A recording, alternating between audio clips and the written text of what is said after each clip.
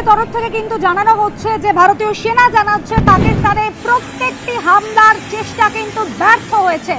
L-70 artillery গান, silica anti missile সিস্টেমের সাহায্যে পাক ড্রোন হামলা প্রতিহত করা হয়েছে।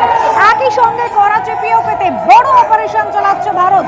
করাচি বন্দরে পৌঁছে গিয়েছে ভারতীয় নৌসেনা, অপারেশন চালাচ্ছে করাচি বন্দরের 12টি জায়গায় বিস্ফোরণের খবর পাওয়া যাচ্ছে।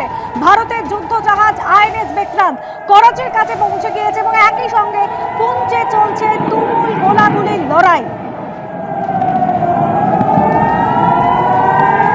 L-70 আর্টিলারি গান, সিলিকা অ্যান্টি মিসাইল সিস্টেমের সাহায্যে পাক ড্রোন হামলা প্রতিহত করা হচ্ছে এবং তারই সঙ্গে ZU-23mm গানও ব্যবহার করা হচ্ছে পাক ড্রোন হামলা প্রতিহত করতে।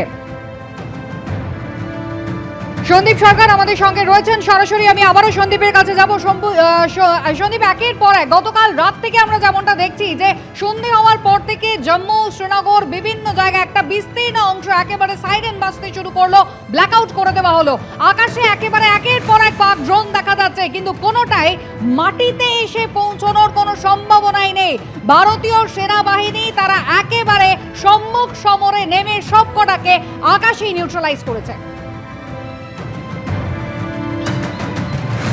দেখো, ভারতের এয়ার ডিফেন্স সিস্টেমের কাছে পাকিস্তানের এই ড্রোন হামলা সেটা কিন্তু মুখ থুবড়ে পড়েছে।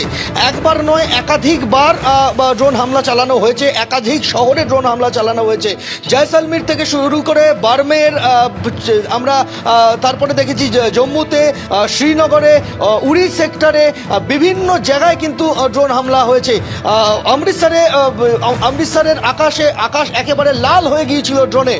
সেখানে অন্ততপক্ষে গোটা 25 থেকে 30টা ড্রোন সেখানে নিউট্রালাইজ করা হয়েছে।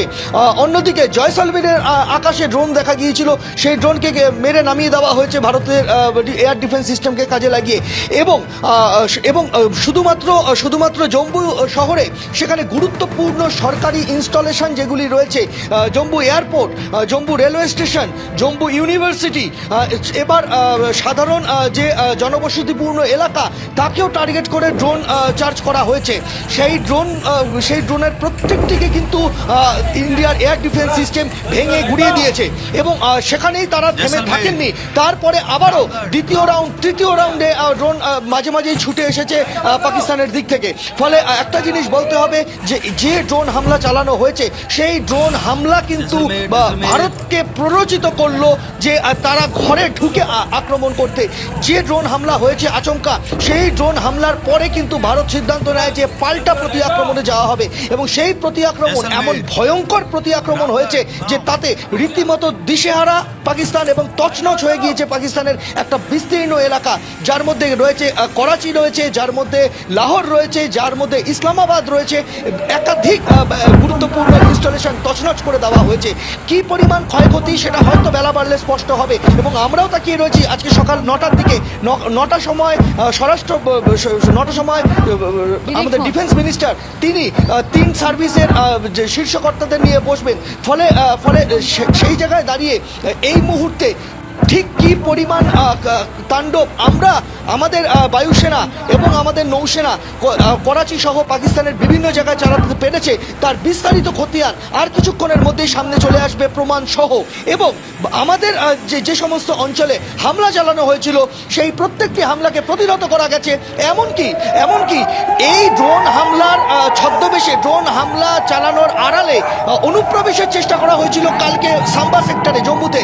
যখন ড্রোন হামলা চলছে, অন্যদিকে সীমান্তের ওপর থেকে, ইন্টারন্যাশনাল বর্ডারের ওপর থেকে, সেখান থেকে কিন্তু পাকিস্তানের তরফে গুলি চালানো হয়েছে এবং একদিকে আকাশে ড্রোন, অন্যদিকে গুলি, এর মাঝখানে অনুপ্রবেশের চেষ্টা করানো হয়েছে। সেই অনুপ্রবেশের চেষ্টাকে BSF বানচাল করেছে